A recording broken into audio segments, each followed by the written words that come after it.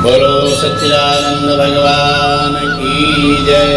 बोलो श्रीमद्भागवत महापुराण की जय। बोलो पुरुषोत्तम मास की जय। जय जय श्री राधे, जय जय श्री राधे, जय जय श्री राधे। ओम नमः पार्वती पतये, हर हर महादेव। हरि ओम।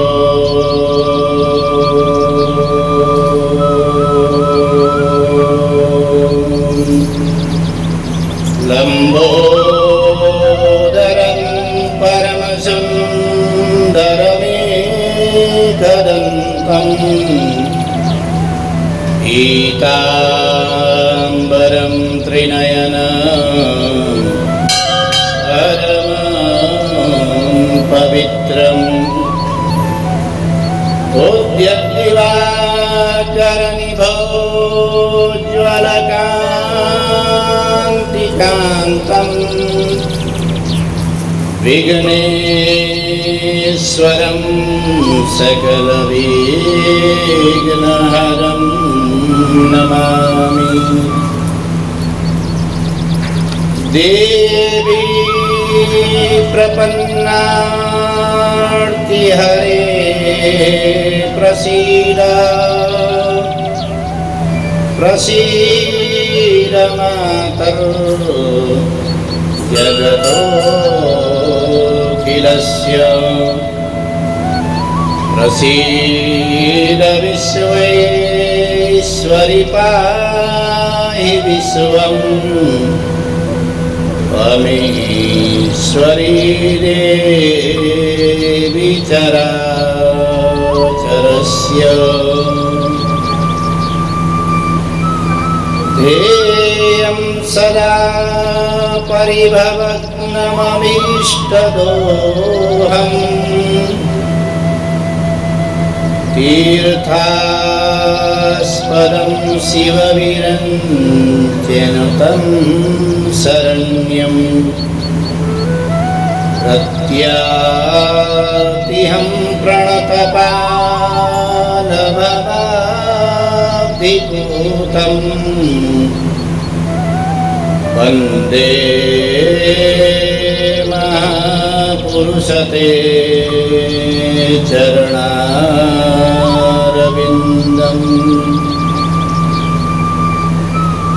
त्यक्त्वा सुदुस्तरसुरेप्सितराज्यलक्ष्मी।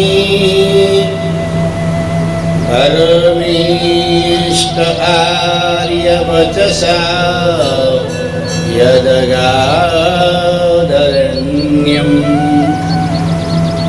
मायामृगं दयितैप्सितमन्बधावात्। वन्दे महापुरुषते चरणारविन्दम्।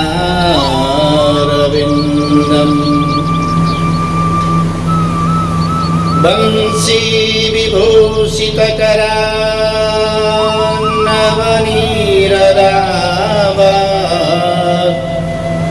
पीताम्बराधरुणबिम्बफलाधरोष्ठात्। पूर्णेन्दुसुन्दरमुखाद्धरवेन्द्रनेत्रात्। कृष्णात् परं किमपि तत्त्वमहं न जाने। नारायणं नमस्कृत्य नरं चैव नरोत्तमं। देवीं सरस्वतीं व्यासं ततो जयमुदीरये। श्री सीतानाथ समारंभा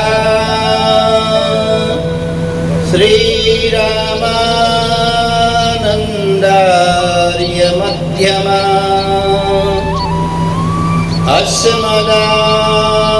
अस्मदाचार्य पर्यन्तां वन्दे श्री गुरु परंपरा वन्दे श्री गुरु परंपरा चंद्रोद्भासित शेखरे स्मर हरे गंगाधरे शंकरे सर्पैर्भूषितकण्ठकर्णविवरे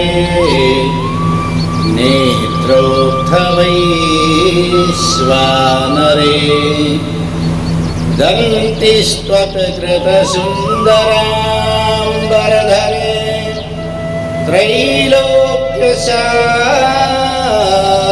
हरे मोक्षार्थं पुरुचित्तवृत्तमखिलैः मन्येस्तु किं कर्मभिः यं वा नेन धनेन वाजिकरिभिः प्राप्तेन राज्येन किं वा पुत्रकलत्रमित्रपशुभिर्देहेन गेहेन किं ज्ञात्वैतत्क्षणभङ्गुरं सपरिरे याज्यं मनोदूरता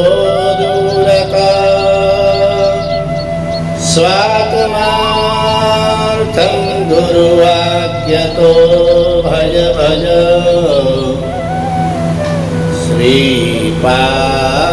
श्रीपार्वतीं वल्लभाम्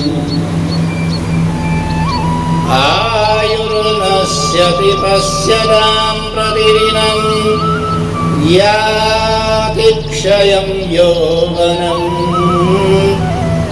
प्रत्यायान्ति गता पुनर्न दिवसः कालो जगद्भक्षकः लक्ष्मीतो यतरङ्गभङ्गचपला बिन्दुचलं जीवितं तस्मान् मां शरणागतं शरणद त्वां रक्ष रक्षधुना करचरणकृतं वा कायजं कर्मजं वा श्रवणनयनजं वा मानसं वा पराधम् विहितं अविहितं वा सर्वमेतत्क्षमस्व जय जय करुणाब्धे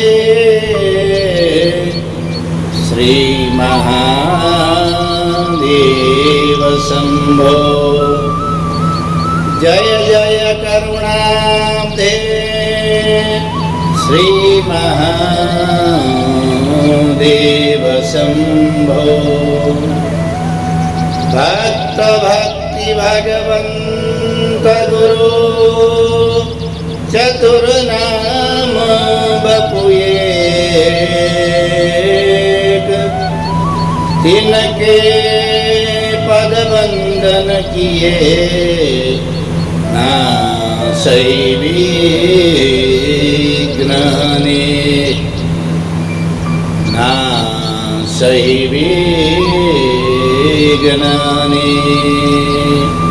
बोलो भक्तवत्सल भगवान की जय।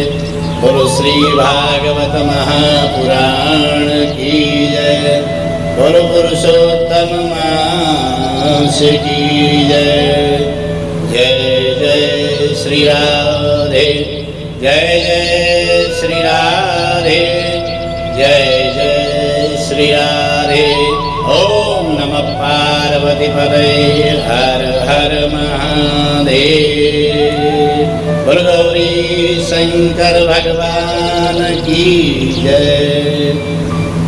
भगवान के नाम संकीर्तन के साथ आज हम नवम दिवस में, 9वें दिन में प्रवेश करेंगे। कथा में भगवान का नाम संकीर्तन करेंगे। श्री नारायण नारायण नारायण, श्री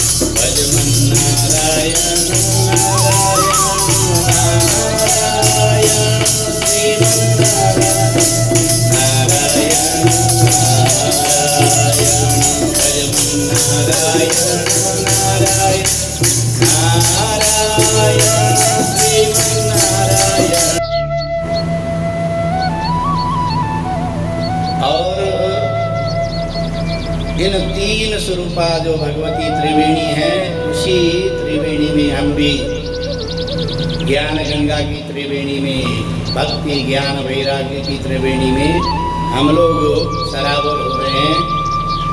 कल हमने जो कथा सुनी थी, उसमें आत्मदेव ब्राह्मण के यहाँ और उनकी धर्मपत्नी धुंधुली के यहाँ एक गौ से जो बालक उत्पन्न हुआ, उसका नाम गोकर्ण रखा गया। और जो धुंधुली की बहन ने उसको संतान दी थी, उसका नाम धुंधकारी रखा गया। तो यहाँ श्लोक में कह रहे हैं कि धुंधकारी महाखलः, बहुत ही बड़ा दुष्ट था। और जो गाय से उत्पन्न जो बालक है, गोकर्णश्च महाज्ञानी, गोकर्ण जो है पंडित और ज्ञानी है। समय के साथ साथ दोनों बड़े होते गए और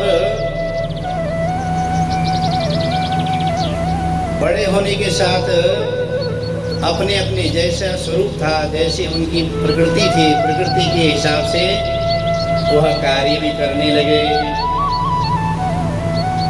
गीता में कहा गया है अशौचानन्व शौचस्तम प्रज्ञावादाश्च भाषसे गतासुन गतासुश्चम ज्ञान शोचन्ति पंडिताः। पंडित के लक्षण जैसे मैंने कल बताया था ना पंडित के, उसी तरह से गीता में भी पंडित का लक्षण बताया गया है। जो पंडित कौन है कहा, जो सत असत विवेकिनी विद्या जिसके पास है वह पंडा बुद्धि।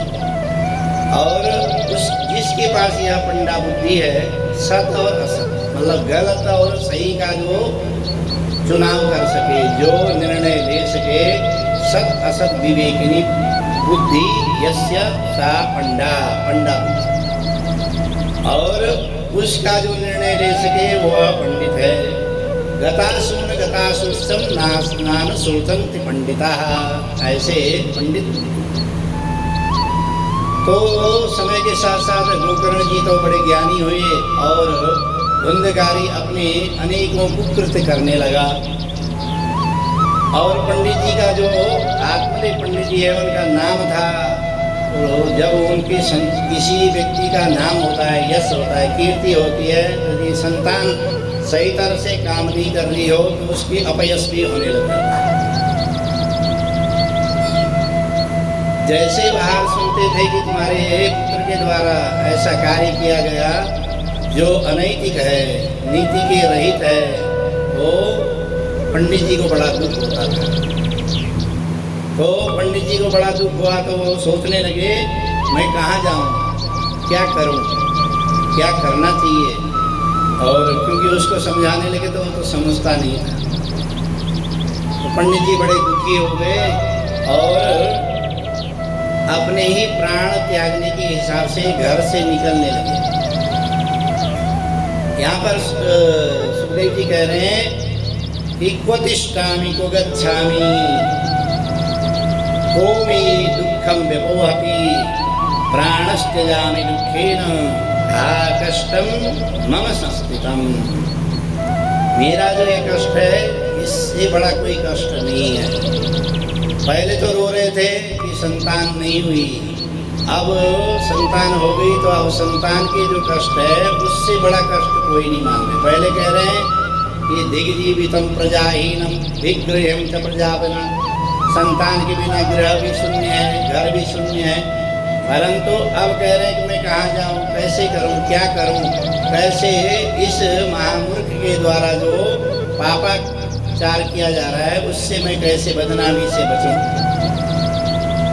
तो अपने प्राणों का ही त्याग करने के लिए घर से निकलने लगे।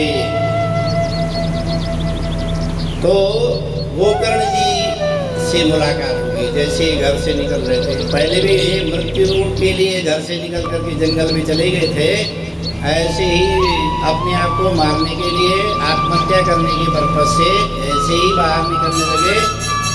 वैसे ही गोकर्ण जी से मुलाकात हो गई। गोकर्ण जी ज्ञानी थे। ज्ञानी व्यक्ति क्या है, सामने वाले के व्यक्ति की भावनाओं को समझ जाता है कि ये चाहता क्या है। तो कहने लगे गोकर्ण जी पिताजी को एक तरफ रख करके एक साइड में बैठा करके उनको समझाने लगे। वो कहने लगे नचेन्द्रस्य सुखम कश्चित् न सुखम चक्रवर्तिनः सुखमस्ति विरक्तस्य मुनिरेकांत जीविनः। वो कह रहे कि राजा को भी सुख नहीं है, किसी भी राजा को सुख नहीं होता। आपने देखा होगा जो राज कार्य कर रहा होता है अनेकों चिंताएं ग्रसित होती है। हमें तो ऐसा लगता है कि बड़ा बहुत बढ़िया है, वीआईपी गाड़ी भी घूम रहा है, लेकिन उससे बड़ा चिंता तो कोई नहीं होता। जैसे जैसे धन की वृद्धि होती है, जैसे जैसे जिम्मेदारियां बढ़ती हैं, वैसे वैसे चिंता अधिक होती है। हमारी तो घर की चिंता होती है ना जी। हम तो सीमित मात्रा में, 2 हमारे बच्चे हैं, 2 हम हैं, 4 लोगों की चिंता। अधिक परिवार हो गया तो 10 लोगों की चिंता, ज़्यादा से ज़्यादा परिवार हो गया तो 10 लोगों की चिंता होगी। लेकिन जो राजा होता है उसको तो पूरे देश की चिंता होती है, और विदेश की भी चिंता होती है कि कभी कहीं से कोई आक्रमण न कर ले। ठीक है, तो न सुखम न चेन्द्रस्य सुखम कस्य न सुखम चक्रवर्ती। फिर जो चक्रवर्ती राजा होता है उसको और परेशानियां होती है और कष्ट होता है। चक्रवर्ती तो होता है, बहुत सारी जिम्मेदारियां उसके पास होती है, चारों तरफ से राज्यों को, सब राज्यों को देखना होता है। जैसे हमारे देश में भी इतने सारे राज्य हैं, सभी राज्यों को देखना प्रधानमंत्री का कर्तव्य होता है। तो ऐसे ही सभी राज्यों को देखना। चक्रवर्ती राजा क्या होता है, जैसे चक्र चलता है ऐसे ही पूरे आसपास के सभी राज्यों का जो अधिष्ठात्री होता है, जो उसका अधिपति होता है, उसको चक्रवर्ती राजा कहा जाता है। तो न राजा को सुख है न इंद्र को सुख है। इंद्र भगवान भी बड़े दुखी होते हैं। कोई यज्ञ करने लग जाए तो लगातार यदि 100 यज्ञ कर दिया तो शतक्रतु हो जाता है।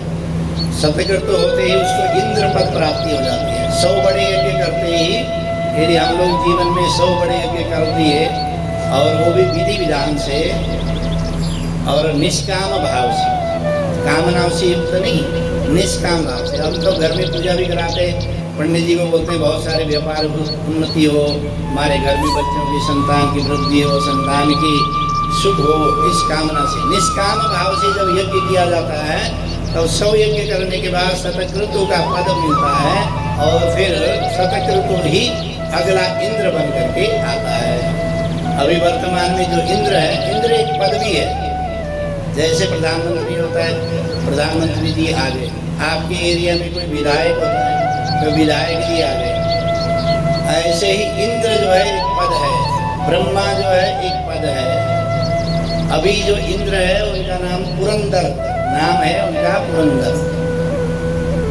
जैसे हम बोल सकते हैं ना, अभी प्रधानमंत्री कौन है कहा तो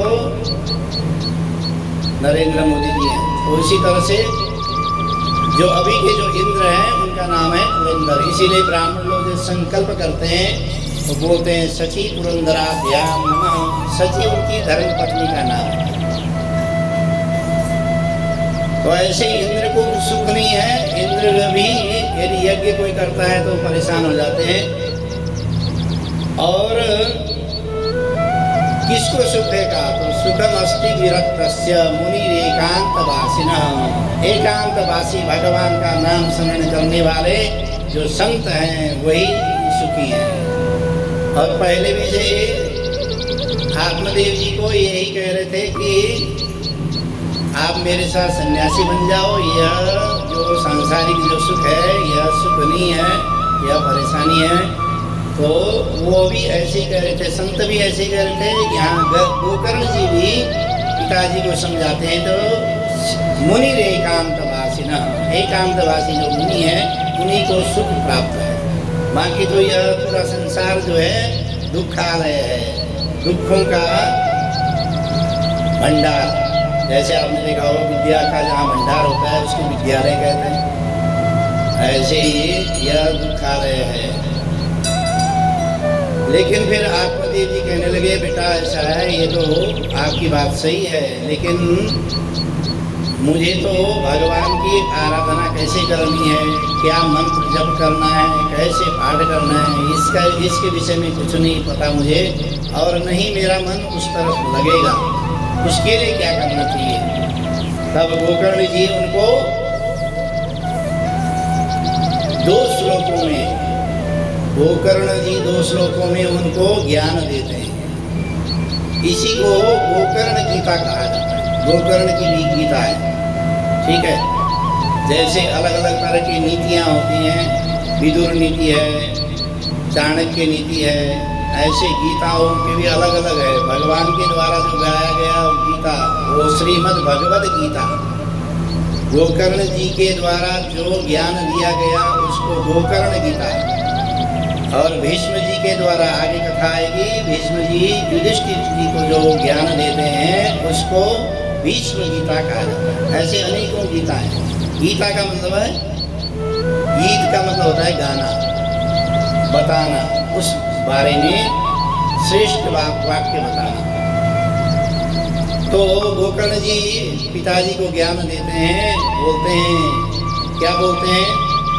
देहस्तिमां सर्वधरे विमतिं त्यजत्वा जाया सुतादिषु सदा ममतां विमुञ्च पश्यामि संजगदिदं क्षणभङ्गनिष्टं वैराग्यरागरसिको भवभक्तिनिष्ठा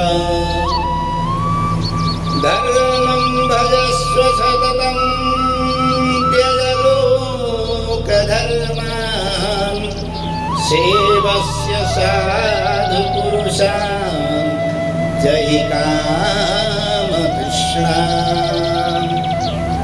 अन्याश्च दोषगुणचिन्तनमाशुवन्मुक्त्वा सेवा कथारसमो नितरां पिबत्वम् सेवा कथारसमहो नितरां पिबत्वम्। शब्दों में ध्यान दीजिए, सबसे लास्ट में कह रहे हैं सेवा कथा रसमहो नितराम पिबत्वम।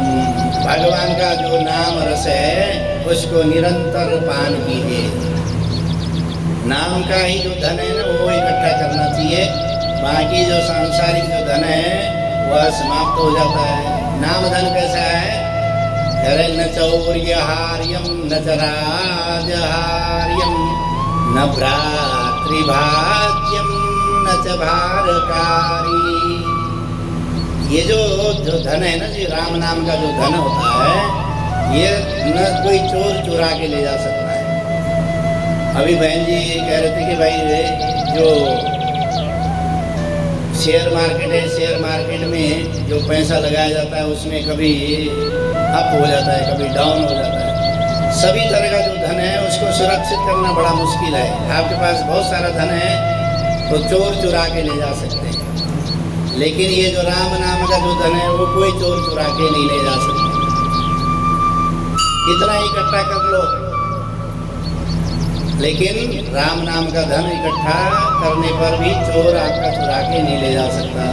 न चौराहार्यम, और धन ज्यादा हो जाए तो सरकार जो है टैक्स लगा देती है, छापा भी पड़ जाता है। 2019 में एक उत्तर प्रदेश में छापा पड़ा था। कुछ व्यक्ति स्कूटर में फटीचर होकर के घूमता था, लेकिन उसके पूरी दीवार में चिन्ह रखे थे, 1000 के 2000 के नोट। और जब छापा पड़ा तो मशीनें गिनते गिनते थक गई। तो ऐसे यदि धन इकट्ठा कर ले, इतना ही धन इकट्ठा कर ले तो छापा भी पड़ेगा तो आपका कुछ नहीं होने वाला। छापा कहाँ पड़ेगा? वो धन जो है गोपनीय धन होता है। न भ्रातृभाज्यम, आपका जो भाई है ना, भाई बहन कहने लगे जी हमारे को हिस्सा दो, तो उसमें हिस्सा भी नहीं हो सकता। वो हिस्सा ले ही नहीं सकते, चाहे वो कोर्ट में केस कर ले तब भी हिस्सा नहीं मिलेगा। ऐसा राम नाम का जो धन है।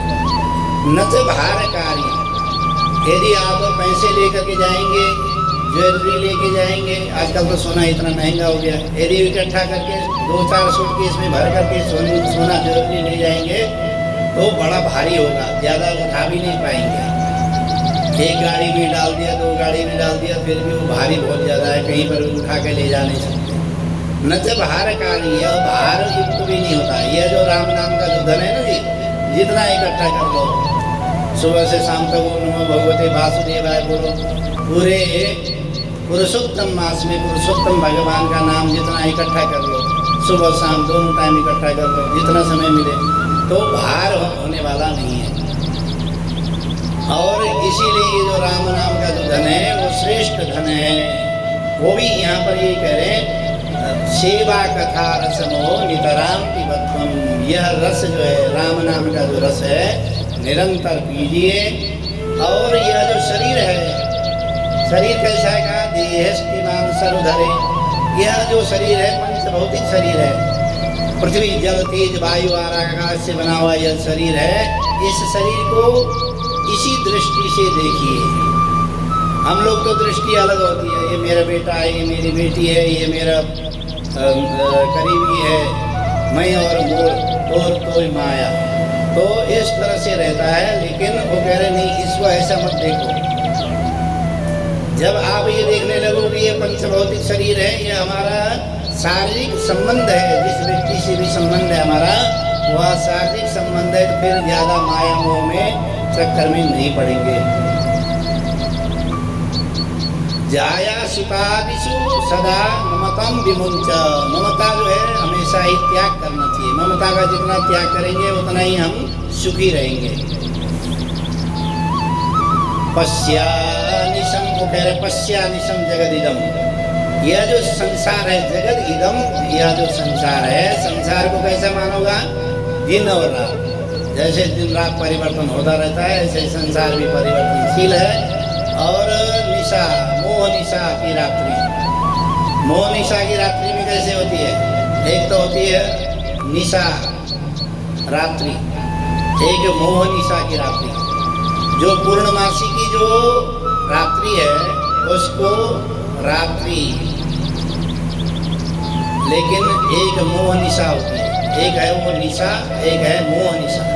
मोह निशा कौन सी है, ये पूर्णमासी की जो रात्रि है उसमें आप चांदनी होती है, आप कोई व्यक्ति जा रहा है तो आपको दिखाई देगा, कोई चीज़ हो रही है तो आपको थोड़ा बहुत दिखाई देगा, लेकिन थोड़ा बहुत धुंधला दिखेगा। पूर्ण रूप से साफ सुथरा एकदम नजदीक आने पर हो सकता है दिख जाए, लाइट जली हो तो दिख जाएगा, लेकिन एक ही यदि रात्रि में रहे तो दूर से दिखाई जरूर देगा। लेकिन एक होती है मोह निशा। मोह निशा कैसी है, अमावस्या की रात्रि। यदि आपके आसपास में कहीं लाइट नहीं है, अमावस्या की रात्रि हो तो कुछ भी नहीं दिखता। यह जो संसार है, संसार को मोह निशा मानना है, बिल्कुल अंधेरा शून्य। यदि हम शून्य मान करके चलते हैं तब आपको दुख नहीं होगा।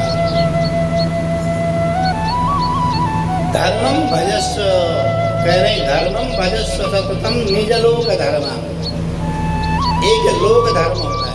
लोक धर्म क्या है, जो व्यवहारिक जो धर्म है, पिता के पुत्र के प्रति क्या कर्तव्य है, और पुत्र का पिता के प्रति क्या कर्तव्य है, पत्नी के प्रति क्या कर्तव्य है, और पति के प्रति क्या कर्तव्य है, अपने आस पड़ोसी के प्रति क्या कर्तव्य है। जो कर्तव्य होता है वो लोक धर्म माना जाता है। और लोक धर्म को त्याग करके लोक धर्म का निवारण करते हुए, और धर्मम भजस्व, धर्म क्या है, जिसको धारण कर सकते हैं वही धर्म है। और पारलौकिक जो धर्म है उसका अनुसरण करें। सांसारिक जो धर्म है उन धर्मों का निभाते हुए निभाइए जरूर, लेकिन पारलौकिक मुख्य रूप से जो धर्म है उसका अनुसरण करें। तो इस तरह से भगवान का निरंतर नाम स्मरण करेंगे, नाम कथा रस का पान करेंगे, तो निश्चित ही आपको इस संसार से विमुक्ति मिल जाएगी और आप धीरे धीरे भगवत प्राप्ति कर लेंगे। ऐसे करके गोकर्ण जी ने अपने पिताजी आत्मदेव को आत्मज्ञान दिया, ब्रह्म ज्ञान दिया। ब्रह्म ज्ञान प्राप्त होने के बाद फिर आत्मदेव वहाँ से सीधा घर से रात्रि में निकले और हरिद्वार में जाकर के भगवान का नाम संकीर्तन करते हुए भगवत धाम को प्राप्त हुए। और यहाँ अब जब पिताजी घर से निकल गए तो माता जी रह गई। अब वो जो धुंधकारी है माता जी से पैसे मांगने लग गया। माता जी से कहने लगा, माँ लाओ जो पैसा पिताजी ने कमाया था इतने सालों तक, वो जो धन है वो मुझे दो। पहले तो धन जबरदस्ती छीन कर ले जाने लगा, नहीं मानी तो फिर पीटने लग गया। तो जब बेटे ने पिटाई शुरू कर दी, अब घर में धन रहा नहीं, तो धुंधुली ने क्या करा कि डर के मारे भाग करके कुएं में कूद करके अपने आप को मार दिया, आत्महत्या कर दिया। अब रह गए गोकर्ण जी। तो गोकर्ण जी ने सोचा कि अब मेरा नंबर है, इससे अच्छा ऐसा करता हूँ, तीर्थ यात्रा के लिए निकलता। जब भी घर में कोई ऐसी खटपट हो तो यहाँ निर्देशन ये है कि भगवान का नाम संकीर्तन करना चाहिए। भगवान का नाम लेकर के तीर्थ यात्रा करने से जो संकट है वो टल जाता है। तो गोकर्ण जी तो तीर्थ यात्रा के लिए निकल गए। अब धुंधकारी घर में अकेला रह गया और पांच जो पैसे में बिकने वाली जो स्त्री हैं उनको लेकर के घर में ही रखने लगा। पहले तो बाहर सेवा करता था, अब घर में स्वतंत्र हो गया। स्वतंत्र होते ही अपने स्वतंत्र का अर्थ क्या है? स्व माने होता है अपने आप, तंत्र माने जैसा चाहे वैसे करे। तो वो अपनी मनमर्जी करने लगा और उन 5 स्त्रियों को घर में रख करके चोरी करने लगा, डकैती करने लगा और उनकी जो कामनाएं हैं, जो कामिनी है, कामिनियों के कामनाओं को पूर्ण करने लगा। तो एक दिन तो क्या किया, उससे हद हो गई, उसने राजा के वहीं से धन चुरा करके ले आया। जब उन स्त्रियों को पता चला कि ये तो राजा के यहाँ से बहुत सारा धन ले आया है और इसी तरह से ये ऐसी चोरी करता रहा, तो निश्चित है कि एक दिन यह पकड़ा जाएगा तो ये भी नाम, हमारा भी नाम लेगा।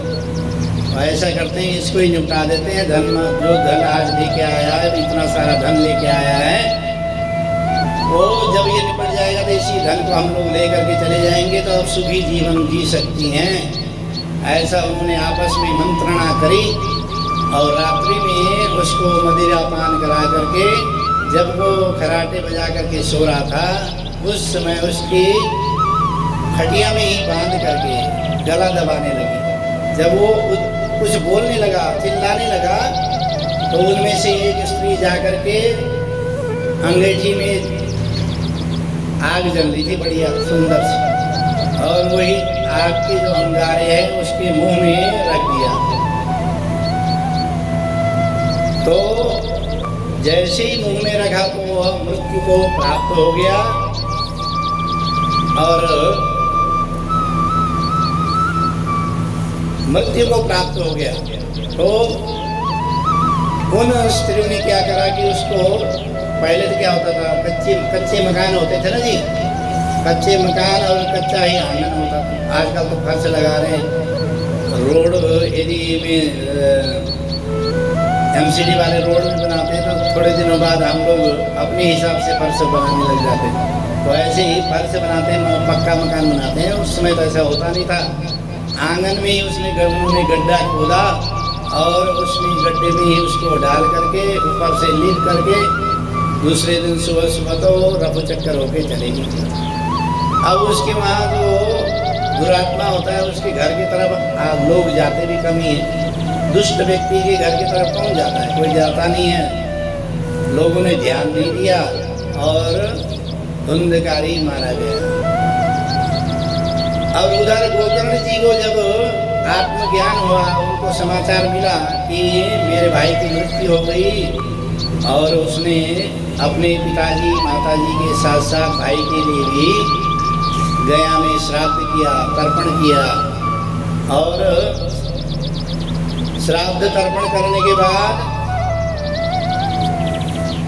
तीर्थ यात्रा पूर्ण करते हुए घर की तरफ आए।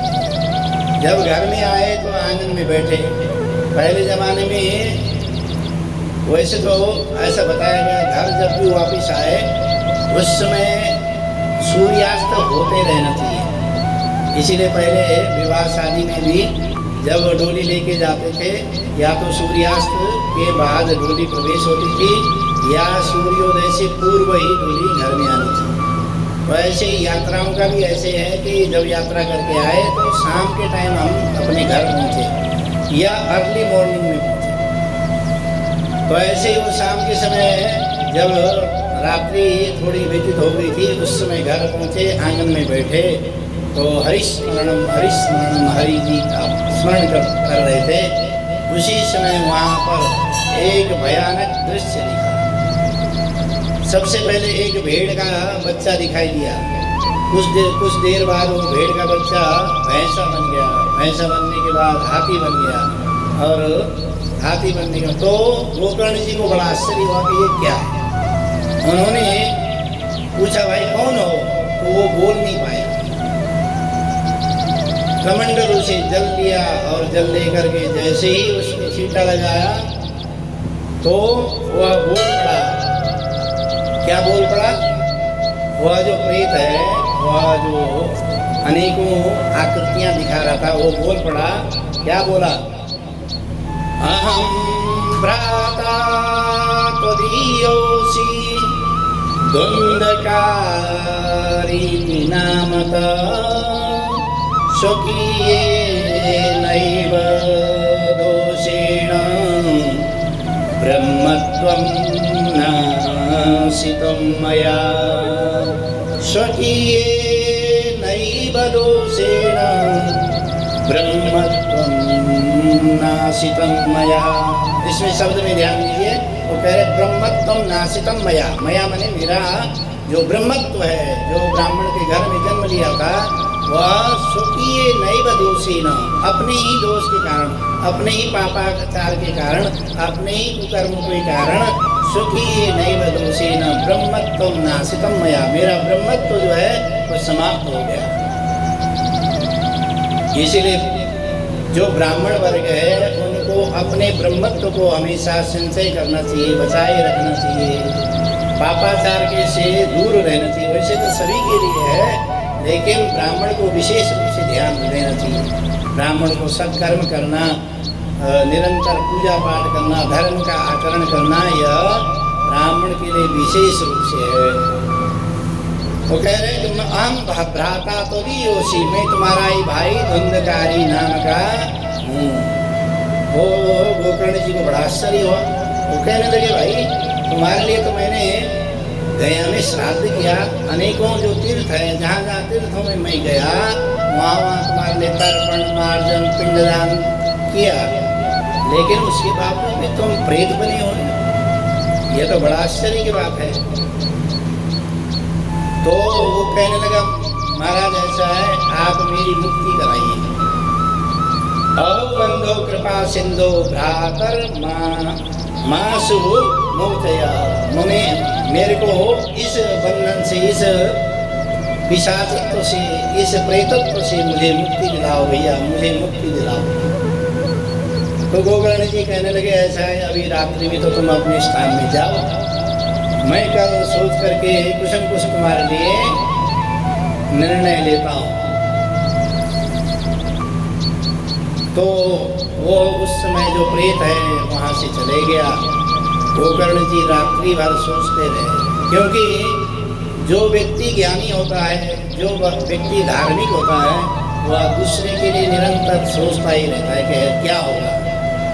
उसको भी उनको भी यही सोचते रहे रात्रि भर, कैसे इसकी प्रेतत्व से मुक्ति हो और कैसे इसका दुख का निवारण हो। रात्रि में निरंतर चिंतन करते रहे, कुछ समझ में नहीं आया।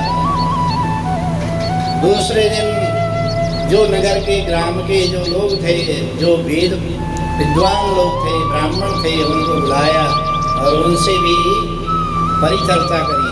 तो कुछ समझ में नहीं आया कि करना क्या चाहिए। तो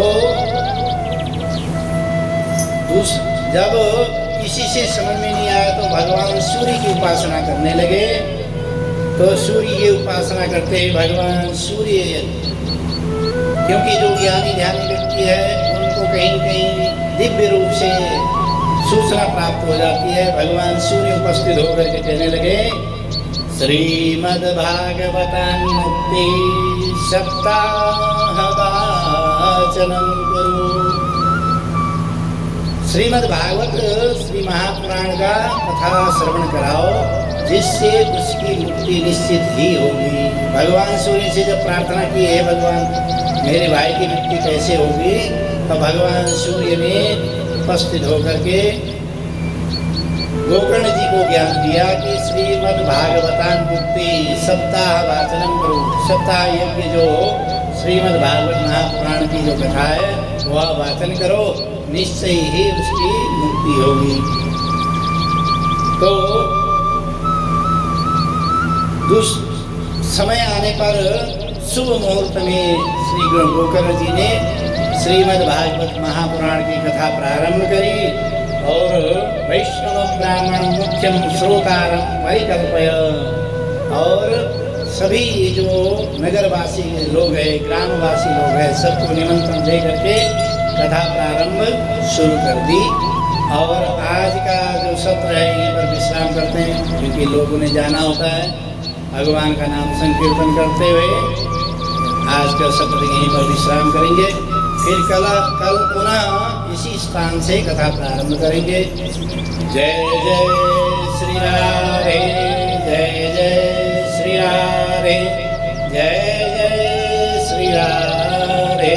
ओम नमः पार्वती पतये, हर हर महादेव।